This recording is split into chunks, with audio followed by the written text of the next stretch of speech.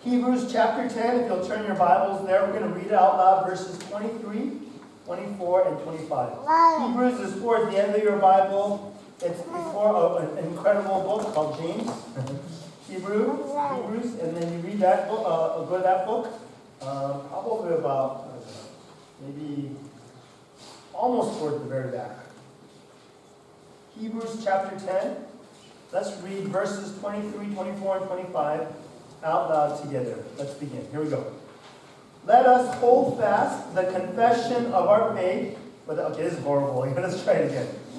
1, 2, 3, beginning with verse 23. Okay, 1, 2, 3. Let us hold fast the confession of our hope without wavering, for he who promised is faithful. And let us consider how to stir up one another to love and good works, not neglecting to meet together as is the habit of some, but encouraging one another, and all the more as you see the day drawing near. So this is the author of Hebrews. I believe it's Paul, and most scholars think that it is. And he's talking to the Jewish people, Hebrews obviously. And he's talking about this hope that they need to hold on to. Now if you go back to Genesis chapter 3, I want to read 2 verses to you there. And after Adam and Eve are walking and communing with God, God gives them one command. He says, don't eat of the tree of the knowledge of good and evil. Any other tree you can eat of, don't eat from that tree. And then the serpent comes and tempts Eve, and she eats it. And then she tells Adam and calls him over, and he eats it. And then God looks for them, and they're hiding, and eventually he finds them because he's God. And he says, Adam, because you ate and did what I asked you not to do, now you're going to have toil all the days of your life. And he looks at Eve and he says to Eve, you know what? Because you also ate of it, your desire is going to be for your husband, and you're going to have pain in childbirth. And then finally comes the serpent. And I believe it was an actual snake that Satan kind of used in order to tempt Adam and Eve. And God says to the serpent, he says this in verse 14, because you have done this, cursed are you above all livestock and above all beasts of the field. On your belly you shall go, and dust you shall eat all the days of your life. I will put enmity between you and the woman, and between your offspring and her offspring. He will bruise your head. Or another version of NIV, he will crush your head, and you will bruise his heel. Now you guys might wonder, how does Hebrews chapter 10 and how does Genesis chapter 3 here, the few verses I read to you, connect? Well, it's about hope. It's about hope. When you read in Genesis, at the very beginning, when Adam and Eve had this relationship with God, how perfect it was in the Garden of Eden, and then they messed it all up and they get separated from God, God has to say, you know what? You disobeyed, and now there's consequences. And I'm telling you what the consequences are. But even as he's giving out the consequences, he says something really interesting. And every Jewish person that grew up within that Jewish religion, from the day of, right up from the children of Adam and Eve, all the way up through the day of Jesus Christ, when Paul was writing to the Hebrews, and now they knew about Christ, and they knew about Christianity. From all that time, all the Jewish people knew the story of Adam and Eve, and how they sinned, and how they messed up, and they got kicked out of the Garden of Eden. But they also all know this promise that God gives to them. He says, Satan and humanity and the Jewish people will always be in enmity. There was always going to be this spiritual battle that goes on. And that's why all these difficult things are happening to all of us. But he says there will come a day when finally the serpent's head will be crushed. They don't quite understand what it means, but they're expecting some hope, some Messiah, some Savior, some way that God is going to bring them out and restore them back fully into relationship. And as the years went on, the Jewish people started thinking, well, maybe it's going to be in the form of a mighty nation. Maybe it's going to be like David and under all those people. And maybe in the times of the Roman Empire, one day we're going to be free. And so they had these very superficial and worldly kind of ideas. Not necessarily bad, but they thought about all the good things and thought, that's what God's going to restore to us. But what God's saying is, one day I am going to do away with all the sin, all the brokenness, all the separation between you and me. And that's the hope that starts out from the very beginning in the book of Genesis. And Paul now is kind of alluding to that, as well as all the promises found in the Old Testament, and he's saying, let us hold fast the confession of our hope without wavering. Do you know that hope is one of the most powerful things that you can have in your life? Because without hope, you'll have no power, no energy to sustain you through the difficult times. I remember when I was in high school, every once in a while, some of my friends would go to Candlestick Park from San Jose, and when we were in high school, finally some of my friends were able to drive, and we'd go watch a baseball game. And the reason we went to watch a baseball game and not a basketball game and not a football game is because baseball games were often cheap. And I don't know if they still do this, but if you did well in some kind of thing at school, they would give you free tickets. I mean, it would be the cheap seats, but you would get them. And so we would drive up to Candlestick Park, about an hour from where we lived, and we would go watch the baseball game. And so I remember one time we were going to watch the baseball game, and this was one of the years when the San Francisco Giants weren't very good, and they were getting crushed. I don't know why, but they were getting crushed. And we were just sitting there like, well, there's a boring game. There's no way we're going to win, and we're just getting crushed. But then every once in a while, there would be all of a sudden a bunch of the audience that would start cheering. Like, what's going on? It's like at weird times, like the other team would score, or something like nothing's happening on the field, and then all of a sudden a whole bunch of people would cheer. I'd be like, what is going on? And then I was trying to figure it out, and one of my friends go, oh, I know what it is. I said, what? Okay, you got to understand the context back in the 70s and the 80s, right? Back then we didn't have cell phones, we didn't have any multimedia, no internet. What we did have was transistor radios. You guys know what a transistor radio is? Do you even know what a radio is? So that's what we had. And there are a bunch of people who would go to baseball games and sporting events with their transistor radio with a little earplug, and they'd be watching the baseball game, especially when it wasn't very interesting, but they'd be listening to something else. And I don't know what it was. They were watching maybe it was the playoffs of the football season. I think it might have been a 49ers game because, the Niners were good back then. And so, even in the midst of the San Francisco Giants getting crushed, there are people yelling and screaming because why? They were tuned in to another game. You guys understand? To me, that's a great example of what Christians ought to be in their daily lives. You see, when we have hope, not just in what's going on right now, today, I'm not feeling good, I'm feeling under the weather, oh, I messed up on that test, or somehow things at work are stressful, or my family stuff is not going on. If we're tuned in, this is what Paul is saying to the Hebrews, if you're tuned in to the right thing, if you're tuned into something beyond just what's going on right in front of you, right now, here and now, if you're tuned into the right thing, if your hope is in the right thing, you'll always have a reason to celebrate, always have a reason to cheer. People will say, you're crazy, something's wrong with you. But that's what's going to happen.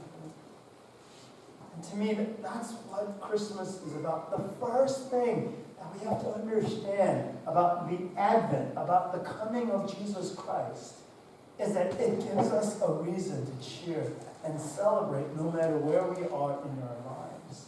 And for a lot of you, you're so focused on right here and right now, on your emotions, on your social status, on what you're experiencing, what you're going through right now, that's the level of hope. That's what sustains you. And the problem with that is, all of those things at some point are going to fail you.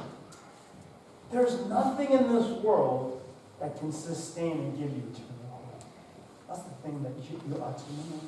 Here, the author of Hebrews, Paul, says, let us hold fast the confession of our hope without wavering.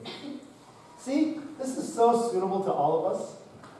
Don't all of us, at least if we're Christian, if we believe in Jesus Christ, if we say that we follow Jesus, don't we at least say, my hope is in God, my hope is in heaven, my hope is in eternal life. And yet, we allow our emotions and our ups and downs and our whole life to be affected by our day-to-day circumstances and what we happen to be with. Think about that very carefully. And Paul says, if you say that you're a Christian, then hold on to that hope without wavering. hold on to it. Cling to it. Because see, if you don't, then you're going to become quite discouraged. You're going to become affected by the day-to-day things in your life. And here's the thing that I want to point out to you. Your hope as a believer in God, your hope is not in the things of this world, but as a Christian, our hope is in the trustworthiness, is in the faithfulness of God. It's actually in the person of God, because here it says, He who promised is faithful. My hope is not so much in the promise as in the promiser. And I think that's what's so critical for us to grasp a hold of and understand. And if we don't understand who God is, then you will not have steadfast faith.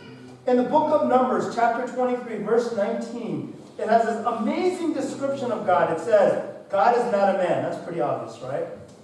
But it says, God is not a man that he should lie, nor a son of man that he should change his mind. Does he speak and then not act? Does he promise and not fulfill? See, all of us are humans. We all fail. We say and then sometimes don't follow through. Maybe often. We promise and then aren't able to keep our words. But here in Numbers, what it's pointing out is you have to understand the character and the nature of God. He never says something and does not come to pass. He never promises and then does not fulfill. In some way, shape, or form, it's going to happen. And your faith and your certainty comes because of the nature and the character of God. And I'm going to tell you something. There's times when that's the only thing that you can hold on to. Because if you're holding on to some other things, you're going to be disappointed. You're going to be crushed. It is not going to work out. Hope must be based on something that is constant, that is trustworthy. If not, you're going to be discouraged. There's a town called Flagstaff. It no longer exists. But back in the late 40s, it was one of these villages in the state of Maine, and they were all spread out. And one of the things that the government decided is that, we need a lake. We need to store up water for this area. And this is the perfect place to do it. It's sparsely populated. There's only a few villages here and there with a few thousand people each. And so for 20 years they had battled in the courts. The government wanted to take that and make a reservoir, a lake out of it. But the people said, hey, we lived here for generations. We have our family homes here. We have cemeteries here. We grew up here. We don't want it to be taken away. But eventually the government won, and through eminent domain, they bought out all the land, and the people were given 6 months before that to find a new place and vacate and leave. Do you know what happened in that town of Flagstaff? This reporter went there and started taking photos of it. And if you ever go look at the photos, it's crazy. But he had a time-lapse thing where he started in the first month, the second month, the third month, and as it got closer. What do you do when you know you're leaving something? What people start doing is they're getting ready to move, right? So they're packing up their valuables. Well, what do you do with stuff that's not as valuable? Throw it away. But you know what the people started doing? Well, this is all going to be bulldozed. Just throw it on the front porch, in the backyard. And you can see it literally in the photos. The whole town getting grungier and messy. Do you mow your lawn when everything is going to get wiped out? I know I wouldn't. Do you fix anything in your house that's going to be knocked down shortly? No, you don't. Do you guys know what I'm talking about? If your window breaks, you'll put up cardboard or tape it up. Have you ever seen people with their cars, kind of junky cars, and they're going along, and you see red duct tape on their taillight because they're either too cheap or too poor to fix it, and they put tape on it, to kind of make it work. That's exactly what was happening in this whole town. No weeds were getting cut. No potholes were getting filled. No windows were being fixed. Well, the bathroom stops working, well, you all use one bathroom. That's what was going on. You can see the attitude and the reason why, right? They were all focused on moving and finding new places, and so the old stuff, they let it kind of fall into disrepair. Because they said there's no future here. There's no more hope here. And this is what happens sometimes. See, some people who have a hope in this world, they eventually come to the place where they realize there's no more hope here. And so either you have to put your hope in the future in heaven, or you give up and you just let everything kind of go. I've met people who've kind of given up in this world. Actually, the home that my daughters and I live in right now, when we went to go purchase it, it was owned by a gentleman named James Brown. Whatever, kind of typical name. But he liked me, and he actually sold me the house for a little less because we had the same name, James, and we were both widowers. We both lost our wives. But he had lost his wife 10 years before, and he was in his 60s, he was retired. But after his wife passed, he didn't upkeep the house. And that's why it wasn't sold, even though it was on the market, even though it's a hot, popular market. And that's why I got it for below market price. Because when I first went to go visit it, I walked in, and out of politeness, I stayed a few minutes and I looked around the house, and then we left. And I said, I don't want this house. Nobody wanted the house. You know why? Because it had dirty carpet, it had old floors, it had wallpaper everywhere, it had just everything was dark and dank and gray. And it just looked like a dead house. He had given up.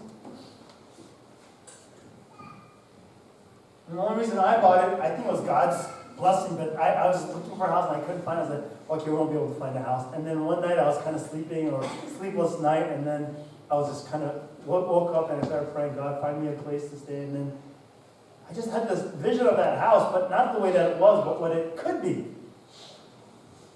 And so one of the things that we were fortunate is that we had enough money left over that literally everything from floor to ceiling, we just took everything out. I remember when they were in the midst of fixing it, that we went in, it was bare concrete floors and bare walls. Just stripped the whole thing. And then also when we went in there before they even started working, they just stripped it. And all the heavy curtains and everything was taken out. Like, wow, it's a bright and airy house. It's like so much nicer. Talk to Ellie, she knows. She took all the photos of it. See, hope is powerful, but you have to have the eyes to see. And you have to trust the right things. You have to see and hear beyond. And your hope must be in God, otherwise you cannot live.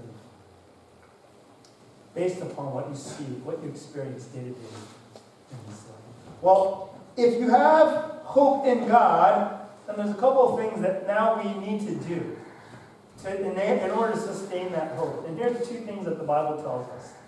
In verse 24 it says, well, if you have hope in God, unwavering hope, here's what you ought to do. Consider how we may spur one another on toward love and good deeds. You need to decide, you need to choose every day now to live and act upon that hope and to challenge to live love and good deeds. Here's what's fascinating to me about this. When you are discouraged, when you're going through difficulties, to still be able to encourage someone else, challenge them to live a life of love and good deeds is crazy. Right now, whenever you hear about stories about people in difficult situations, and yet they live with a smile, they live with loving other people, they still continue to do good deeds. That's like that town being demolished, and yet they're serving their neighbors, they're helping one another, they're doing good things, not because they've given up, but they say, no, I have a hope beyond what's going on in my daily life. And that's what Paul says, because now you need to act like you have a hope in God, not in your circumstances. So how do you act if you lose your job? You don't just curl up and say, oh my gosh, my whole financial world is falling apart. No, you continue to serve, and you continue to love, and you continue to do good things. That's exactly what we're talking about here. You know, sometimes I get discouraged because as I'm reading news, or I'm listening to it, or see things on my online stream, whatever, and I get caught up in all the things. I get caught up in all the problems in our nation, in the world. And regardless of your solutions or your position or what you think, regardless of all of that, I have some specific, very strong opinions, but regardless of all of that, it can get you weighed down. It can discourage you. If you're going through stuff in your day-to-day life, maybe when you're thinking about going to college, or you're in college, or you think about what am I going to do with my life? I don't even have any passion, or I don't have any desire to do anything, or you're stuck in a job or in a certain place, and you feel like, man, all my other friends are moving forward. I'm kind of stuck, staying in the same place, or I'm not where I thought I would be, or I'm not very motivated or passionate about it. You can end up giving up. But that's because you're looking at your circumstances rather than what God has done in sending Jesus Christ into this world. I know it's the same message here over and over and over again, but you need to hear it again. See, and then when you begin to start acting and say, what can I do now in the circumstance, in the situation I am, to love other people, to bless them, to benefit them, to serve them. As you start doing that, then you start saying, you know what, I'm living out this hope I have in God. And guess what? You begin to change in your heart and in your mind. That's what we need to do. And the second part of that is tied into that. In verse 25, it says, not only consider how you may spur one another on towards love and good deeds, regardless of your circumstances. It says in verse 25, if you're a believer, let us not give up meeting together as some in the habit of doing, but let us encourage one another, and all the more as you see the day approaching. What's the day approaching? Advent, I said, is the coming, is the anticipation of the coming of Jesus Christ. Well, what's the day approaching? The day approaching is the second and final coming of Jesus Christ. It's when not only the partial fulfillment through Jesus Christ coming into this world of a restoration with God, but the final fulfillment of us being together with God the way God intended forever and ever and ever. That's the day approaching. And it says, let us not give up meeting together as we see the day approaching. And what are we supposed to do when we meet together? Encouraging one another. You know, one of the things that I find is really true is that when I'm going through some difficulties or stressful things, or when I'm getting kind of overwhelmed, if I get all alone and if I kind of cave and just go off by myself, there's nothing, no one else to lift me up. And one of the critical components of this, it doesn't have to be hundreds of people or even tens of people. This has to be a handful, maybe even one or two people, but other people who have that same hope in God. You gather together and you remind each other and you encourage each other. And as you do that, guess what? Your hope grows. And you are able to live out a life of love and good deeds. And we're able to anticipate the coming of Jesus Christ. Ken Blanchard, kind of a leadership expert, wrote a book called The 1 Minute Manager. And in it, I read this many, many years ago, but he recommends the practice of 1 minute praisings. This is good for parents to do because you know what our tendency as parents often is? Or maybe at work or with your friends or other people. You know what our tendency is to see mistakes and correct them. Okay, put that away, I did this right. But when they do something right, we just go, oh, they did it right. We don't say anything oftentimes, unfortunately. We say more about things that do wrong rather than what they do right. And so Ken Blanchard said, at the workplace, or as a teacher, or as a parent, or as someone who has a little bit of authority or a little bit of influence, to learn how to practice 1 minute praisings. And I remember a long time ago when I tried this, it's so difficult. He's saying for a full 60 seconds, and if you ever time yourself for 60 seconds, it's really long. When you catch someone doing something well or right, praise them for a full 60 seconds. Wives, try that with your husbands. Husbands, try that with your wives. You're like, oh my gosh, this is so hard. It really is. Because in 60 seconds, you can say over 60, 70 words. You're like, I ran out of stuff to say, you know? Good job, and you're like already starting to run out of stuff. But to just praise them, look them in the eye and say, oh, that was so good. You know what, I so appreciate you doing that. And man, you're growing more mature. All these kind of things you can say those things. That's to a kid, not to your husband, okay? But or your wife. But if you practice that, we find this much more difficult to praise than it is to criticize. And you know what? We need to be in the habit of encouraging one another. Because you know why? When you get encouraged, when you get praised, you know what happens?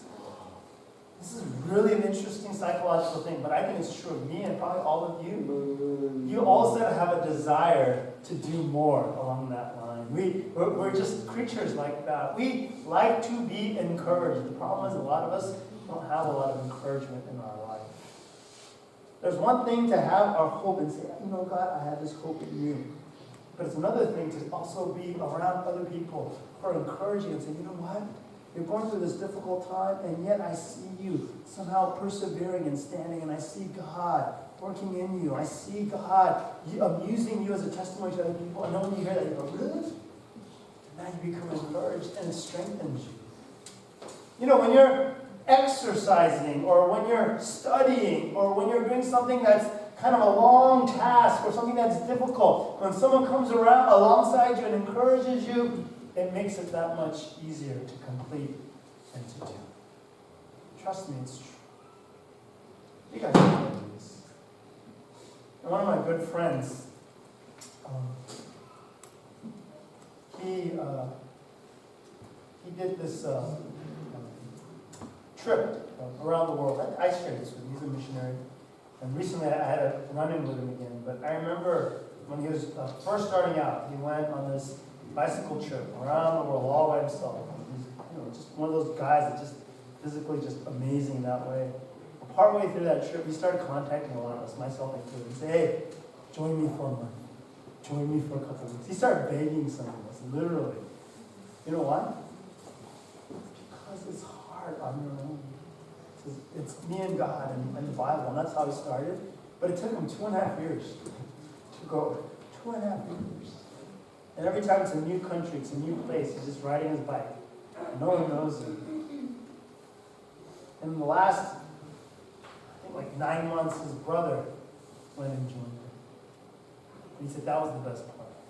That was the best part of the trip. He learned so much. He got to see the world firsthand. But he said, that was the biggest encouragement. And it gave me the ability to continue on. Otherwise, I wouldn't do it. And he'd never given up on anything like that in his life before. Our life is a journey.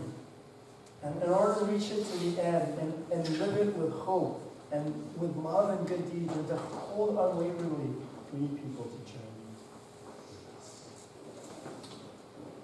I love the fact that God's Word reminds us of the hope that we have from the very beginning in Genesis, saying one day, and the Jewish people were anticipating all of it. And now we have the fulfillment in Jesus Christ. But here's the other thing that we have to understand, that there is this other hope that we have of heaven beyond this world. Even though we already have this knowledge and this fulfillment of how God is going to work it all out, we haven't experienced it yet. And that day is approaching, and we're one day closer, and every day will be closer. And you know what I love when I think about it? This is a little bit metaphysical, philosophical, if you will, but every generation that ever read Hebrews chapter 10, that as the day approaches, at the time when they were reading it, they were closer than anybody else before. Now, of course, we look back and say someone 100 years ago, well, we're closer than they are, but every time, wherever you are in the present, you're the closest to the day that anybody has ever been. We all are living, when we're reading that passage, wow, we're right there, the closest to the day. And I think God almost intended that the way that He created time is that we're always closer to that day. We're one day closer, or one day closer. I don't know if that fills you with joy. It doesn't maybe like fill you with ecstatic joy, but the day is coming down. Right now, we have an Advent calendar, a little thing that we pull out every year, and you open up the boxes, right? Every day. So now, what are we? 23 days away, right? One day to the birth of Christ. But we're one day closer to the perfect fulfillment in Christ returns. Folks, take your eyes off the worries and cares of this world and look upon that simple story of God saying, I am sending you hope. I am sending you Christ. Do not be discouraged. Be encouraged. Let's pray to this one.